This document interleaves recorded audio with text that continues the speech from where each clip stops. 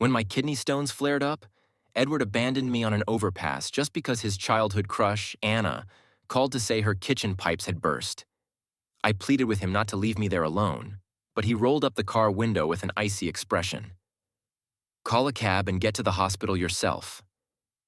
By the time the ambulance got me to the hospital, I had blacked out from the pain 3 times. While waiting for surgery, I called Edward over 10 times, but he rejected every single call. Later, I saw Anna's social media post. "Such a naughty boy fixing my pipes and getting me all wet." The picture showed Edward's delicate hands using a towel to dry the hem of Anna's miniskirt. After I recovered and was discharged, I took a 7-day solo trip to Yellowstone. Edward, who hadn't contacted me for weeks, suddenly called me frantically.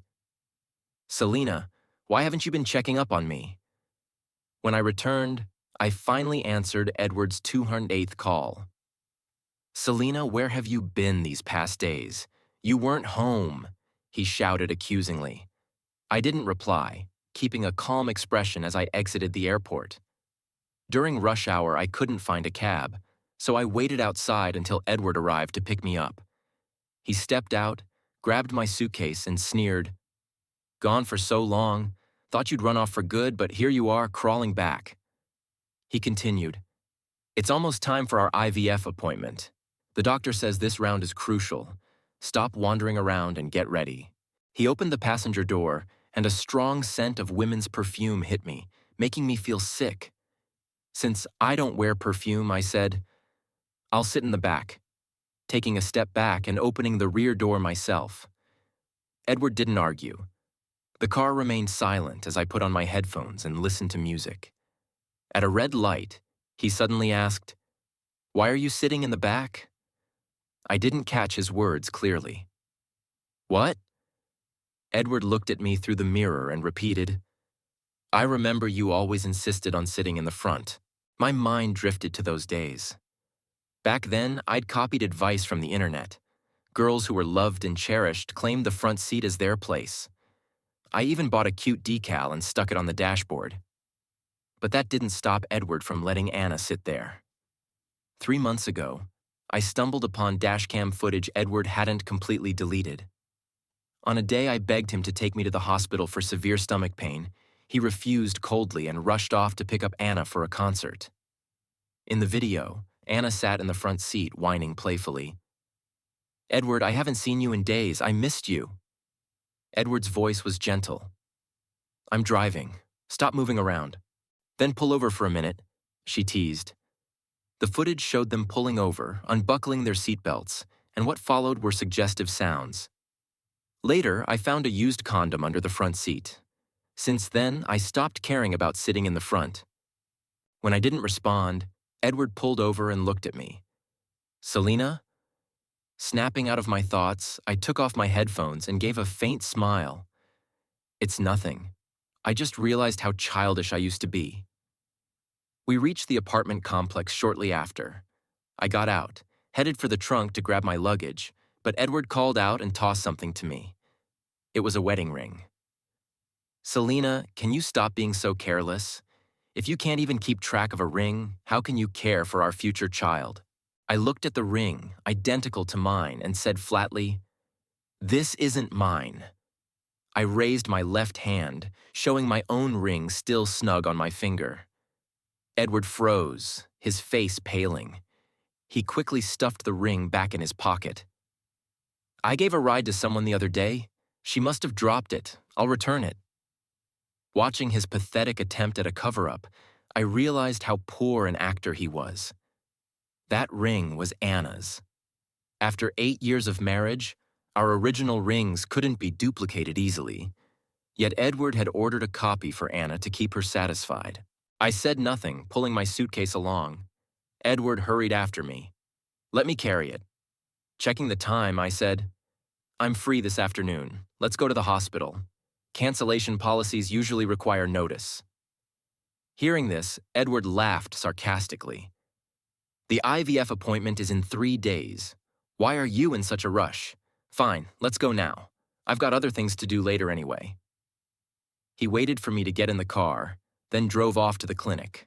When we arrived, Edward frowned at the long queue. Selena, you need to try harder this time. After so many failed attempts, maybe your body's the issue. The doctor said you need to relax. Your stress is bad for conception. I stared at him, stunned by his arrogance. In our 8 years together, Edward had low sperm count. We struggled to conceive for years, eventually resorting to IVF. The egg retrieval process was agonizing, but I endured it, dreaming of having a child. Now, I no longer saw the point. Before I could reply, Edward's phone rang. Without hesitation, he answered. A sweet voice came through. "Edward, my water heater broke again. Can you come fix it?" His lips curled into a slight smile, but his expression turned cold when he looked at me. He hung up and pulled out his car keys, muttering dismissively, "I have something urgent to take care of. We'll reschedule the IVF." It wasn't a question. It was a statement, as if my agreement was automatic. I tried to protest, "Edward, it'll only take 10 minutes. It won't hold you up for long." Without hesitation, he shrugged me off. "The appointment is in 3 days anyway. You're the one who insisted on coming early. I don't have time for this." He drove away without a backward glance, leaving me standing there. I let out a bitter laugh. That's fine, I thought. Canceling the IVF appointment was something I could handle on my own. At the reception desk, I told the nurse, "Please cancel my IVF appointment in 3 days. Also, close my file." She looked up, surprised. "Are you sure? Closing the file means all the previous treatments will go to waste." "I'm sure," I confirmed. As I walked out of the hospital, I remembered I needed to cancel the postpartum care package I had booked. With everything sorted, I entered a nearby restaurant. The inviting smell of food greeted me as I sat down and started editing photos for a social media post. I had taken many beautiful pictures during my Yellowstone trip, and they deserved to be shared.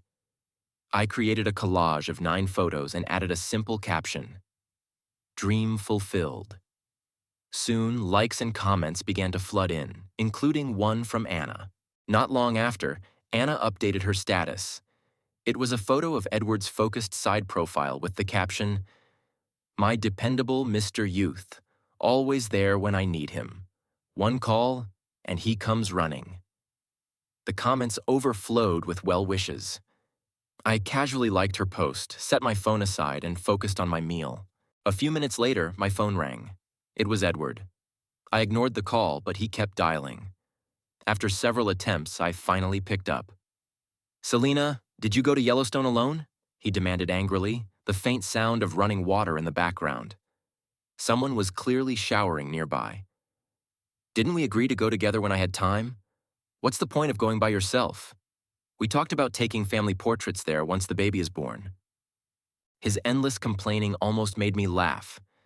I replied nonchalantly, "Nothing special. I just felt like going." For 8 years of marriage, I had asked to visit Yellowstone every year. It was my mother's dying wish. But Edward always had an excuse. "Selena, I'm too busy. Let's wait until things calm down. Work is hectic right now, maybe in a few days." Eventually, he stopped giving excuses altogether, rejecting the idea outright, frustrated by my persistence. I grew tired of waiting. "If there's nothing else, I'm hanging up now," I said, cutting him off before he could respond. I pressed the red button, feeling a wave of relief. That evening, when I got home, the living room was filled with laughter. Opening the door, I found Edward and Anna, who froze mid-conversation and turned to look at me. "Selena, you're finally back," Edward said, standing up to take my coat, his tone tinged with impatience. My eyes shifted to Anna. "Why is she here?" Anna looked embarrassed. "Sorry, Selena. I was in town for work, and Edward said I could stay the night. I hope you don't mind." Edward glanced at her with a slight frown. "Sel, if it bothers you, I'll ask her to stay at a hotel." "It doesn't bother me," I replied with a smile. Their disbelief was obvious. "You two have been close since childhood. Why would I mind?" With that, I walked to the study. "Selena," Edward called after me. I didn't stop. I closed the door and focused on my laptop, losing track of time. Edward knocked on the door for the 5th time. Selena, are you really not upset? In the past, we would have fought whenever he invited Anna over. I'd accuse him of being insensitive, and he'd call me unreasonable. Neither of us would back down, and the argument would end badly. My calm demeanor now seemed to unsettle him. Seeing his uncertainty, I chuckled. Edward, I said I don't mind. Why are you so worried? Even if you two shared a bed, I wouldn't care. He studied my face for signs of anger, but when he found none, he exhaled in relief. Good. She's only staying tonight. She'll leave tomorrow. The sound of water came from the bathroom. Edward, can you get me a towel? Anna's sweet voice called out. Careful, the floor is wet. Don't slip, he said gently, picking up a towel and walking to the bathroom. I remembered the times I'd forgotten to bring a towel and asked Edward for help. His response had always been, "You can't even handle this? What can you do right?" His irritation had never been about the task. It was about who was asking. At 1 a.m., Edward knocked on the study door. When are you coming to bed? Without looking up, I replied, You go ahead, I'm sleeping here tonight. The house grew quiet. I didn't know when I fell asleep, but I woke up at 3 a.m., thirsty. As I got up for water, I heard muffled voices from the master bedroom. Edward, isn't this thrilling? Anna giggled. Stop it, Edward muttered, his voice low and breathy. Don't mess around. But your wife is in the study. What if she finds out? Wouldn't that be awkward? Anna teased. Edward sighed heavily. Fine, behave. Tomorrow I'll say I'm working late and spend the whole night with you, okay? A bitter laugh escaped me as I shut my laptop. The next morning, I left for the office early. By the time Edward called, my resignation letter had already been submitted. My manager was stunned. Selena, this is a crucial point in your career. Why are you resigning so suddenly? Is there a problem I can help with? My manager asked, concerned. I smiled and thanked him for his understanding. I just want to move to a different city. He sighed, but accepted my resignation without further questioning. Meanwhile, Edward, half asleep, called me in a drowsy voice. Honey, do you want me to make breakfast for you? I replied coldly, I've already eaten. In the early days of our marriage, Edward would often surprise me with thoughtful breakfasts. But one day, I bit into a crab roe bun he had brought, and his face darkened. You're that greedy, huh? That was for a client. He had scolded me harshly, though I knew the bun wasn't meant for a client. It was for Anna. She had posted online about craving crab roe buns, and Edward had gone out of his way to get them for her. After a long silence, Edward spoke again. Wait for me tonight. I'll come home early and cook dinner for you. Knowing our marriage was nearing its end, I agreed without emotion. His eagerness to cook wasn't as selfless as it seemed. Honey, Anna has been helping my company a lot lately. She only wants 5% of the shares, Edward said as he placed the final dish on the table. The meal looked perfect, each dish beautifully arranged and fragrant, but I no longer had any appetite. Setting my chopsticks aside, I chuckled softly. All right. I went to the study, printed a stock transfer agreement, and returned. Edward was still in shock. You agree? He asked, disbelief etched on his face. In the past, mentioning Anna would spark endless fights between us, but now I felt nothing. I had already resigned and planned to leave the city. It no longer mattered. Yes, I signed it. You just need to sign here, here, and here. Without even reading it, Edward quickly scribbled his signature and handed the papers back to me, his tone softer. He ladled soup into a bowl. Honey, you've become so gentle lately. When we have kids, we'll be so happy together. I drank the soup in silence. There would be no future for us. The following morning, Edward left early. The night before, I had glimpsed his phone screen.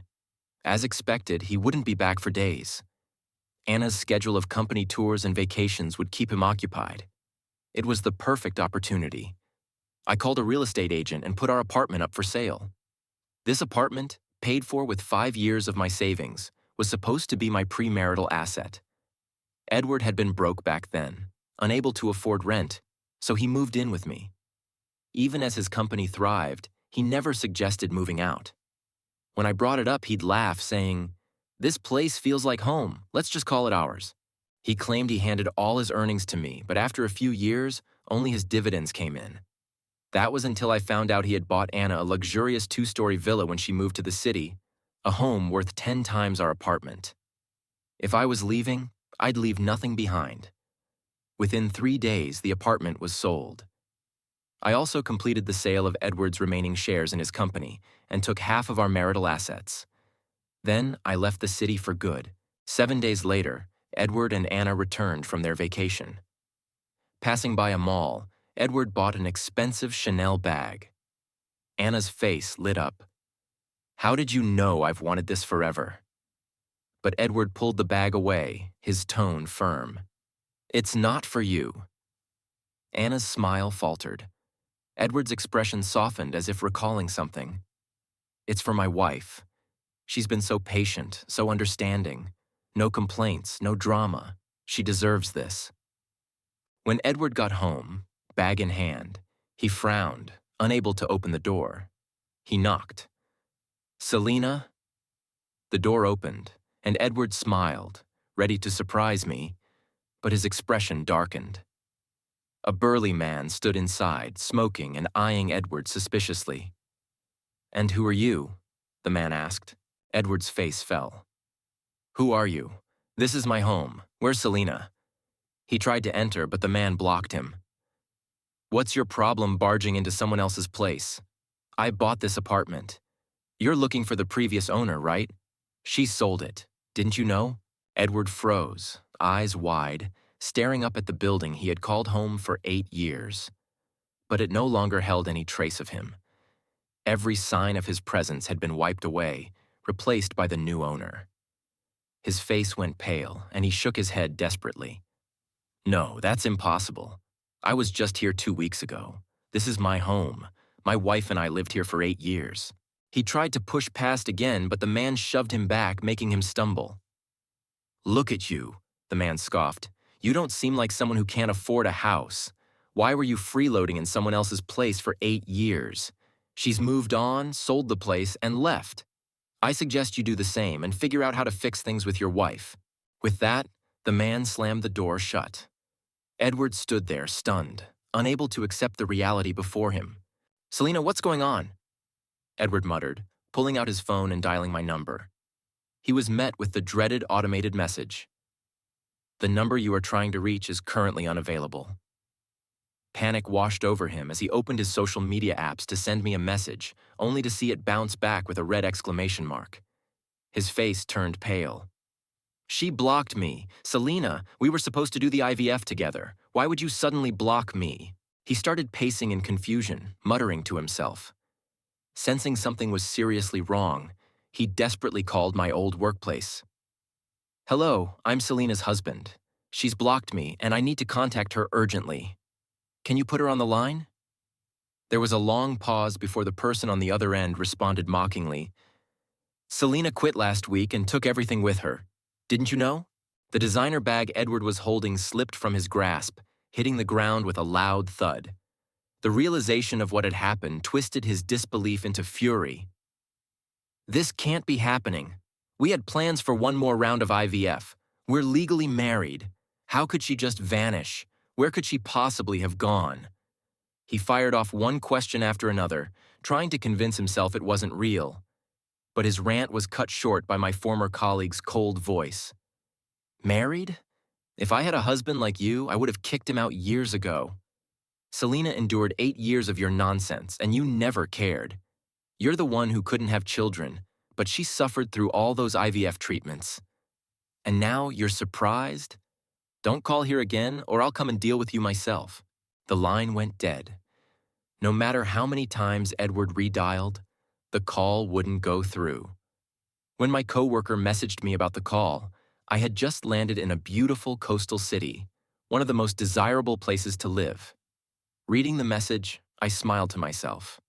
Good, let him stay blocked. I would never have to deal with him again.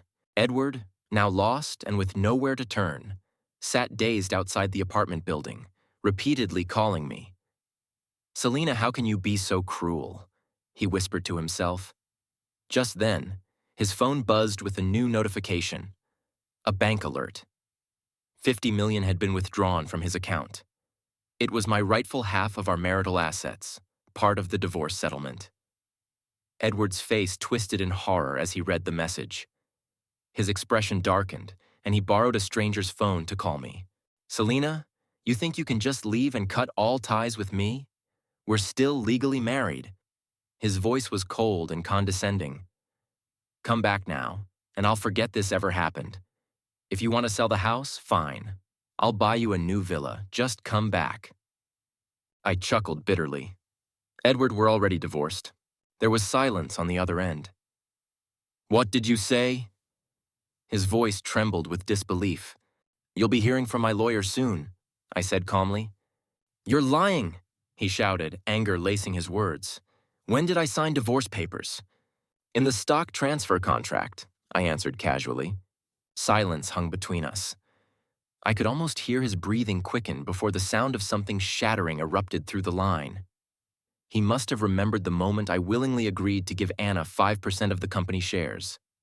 I had slipped the divorce papers into that stack, counting on his habit of signing without reading. Selena, how could you do this to me? He screamed, his voice shaking with rage. I laughed coldly. Edward, this is just the start. For years, I suffered through endless IVF treatments, enduring the pain while you played house with Anna. But now, it's over. I'm finally free. Before he could respond, I ended the call, silencing his protests. Now I'm settled in my new coastal city, renting a cozy apartment where I grow flowers and vegetables, enjoying a peaceful and relaxed life. I no longer think about my years with Edward or care about marriage and love. The savings I built up over the years are enough for a comfortable retirement. Without me in the way, Edward and Anna can finally be together openly. It's better for everyone. Or so I believed until 2 months later when Edward tracked me down. He looked worn out and defeated. I was on my way to meet my boyfriend Dylan for dinner, intending to walk past Edward without acknowledging him. But before I could, he lunged forward, grabbing my wrist with bloodshot eyes. Selena, what does this mean? You just ran off without a word. His voice trembled with anger. That divorce agreement you tricked me into signing is invalid. You conned me out of my money. You can't do this. Come back with me now. I pulled my hand from his grip and laughed coldly. Edward, what right do you have to say that? Where I go and what I do is none of your business anymore. Memories of the past flooded back. After Anna came into the picture, I had asked for a divorce more times than I could count, especially after finding a used condom in the passenger seat they shared. The thought still made me sick. But Edward, convinced I'd never leave, had laughed off my requests every time. 2 months ago, during a severe kidney stone attack, I begged him to take me to the hospital. Instead, he left me stranded on an overpass because Anna needed help with a burst pipe. Call yourself an ambulance, he had said, driving away without a second glance.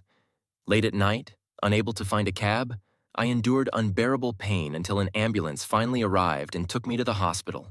I had lost consciousness 3 times. The doctor informed me that my condition was severe and required urgent surgery.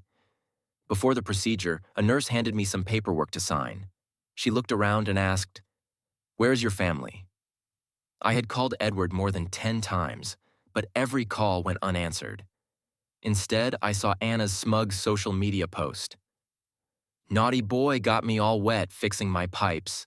How sweet of him to wipe my dress clean.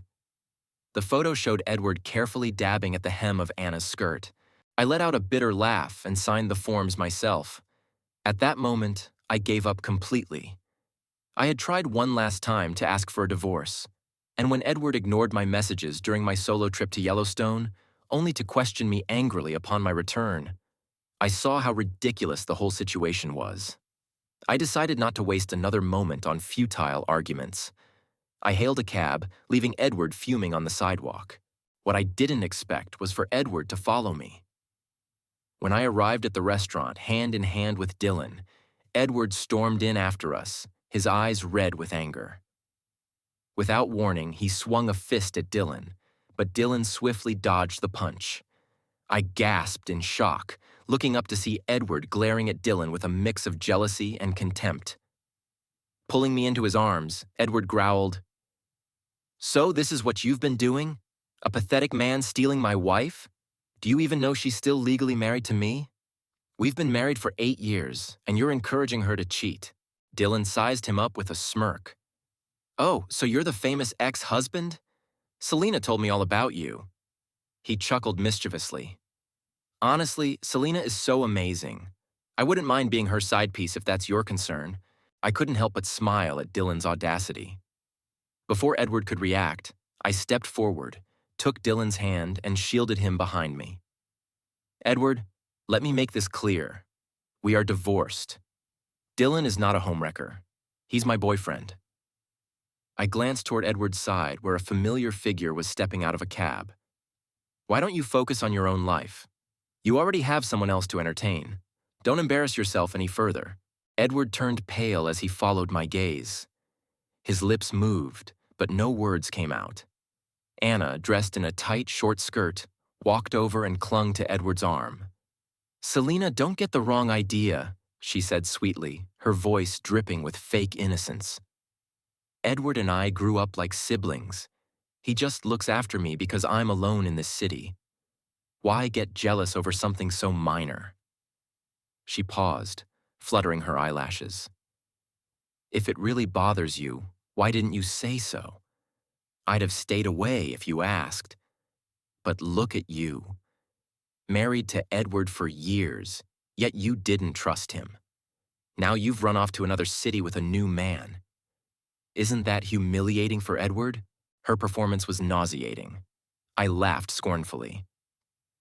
"You have the nerve to talk about trust and innocence when you've slept with him under my roof? Spare me your lecture." Without waiting for a reply, I turned to Dylan. "Let's go." Just as I started to walk away, Edward grabbed my wrist tightly. His voice trembled with desperation. "Selena," he pleaded, his eyes filled with anguish. "You're still mad at me because I was too close to Anna, right? If that's the problem, I'll cut ties with her. I'll even make her leave the city so she won't bother us anymore. Please, just come back." I yanked my hand free and glared at him with a cold smile. "Edward, who you associate with is no longer my concern. Stop fooling yourself and making a scene. Stay out of my life, especially when it comes to my boyfriend." Edward didn't know that on the very day he moved to my city, Anna had confronted me. Her smug smile and taunting words were still fresh in my mind. "Selena, you should have stepped aside long ago. Love is all about timing. Edward and I have a long history. How could you ever compete with that? I'm the one he couldn't have, his perfect first love. Now that I'm here, he'll always choose me." She had even shown me a prenatal checkup report.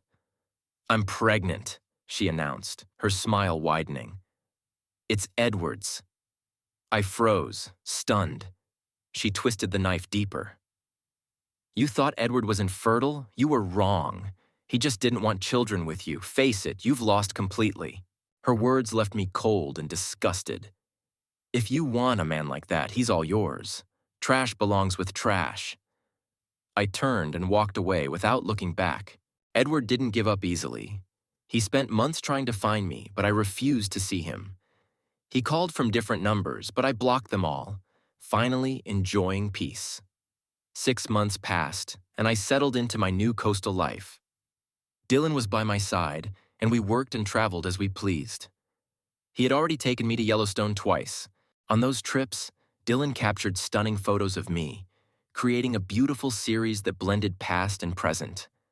I no longer believed in destiny or love as something predetermined. To me, compatibility was everything. During our 3rd trip to Yellowstone, Dylan held me gently, his eyes full of warmth. He took out a ring and asked softly, "Selena, will you marry me?" I smiled and said, "Yes." I couldn't help but recall my mother's words before she passed away. She had my fortune read and was told that I would meet my true soulmate at Yellowstone. For years, I believed Edward was that person, and our marriage was a fulfillment of that prophecy. 3107. That's why I had longed so desperately to visit Yellowstone with him. But life is unpredictable. In our 8 years of marriage, we never managed to go there together.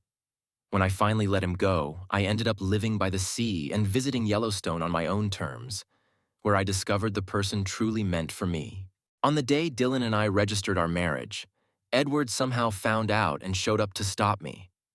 Over the past 6 months, he had traveled to my city more than a dozen times, pleading with me to return. He even transferred all his company shares to me and placed his entire savings into a single account, offering it to me with trembling hands.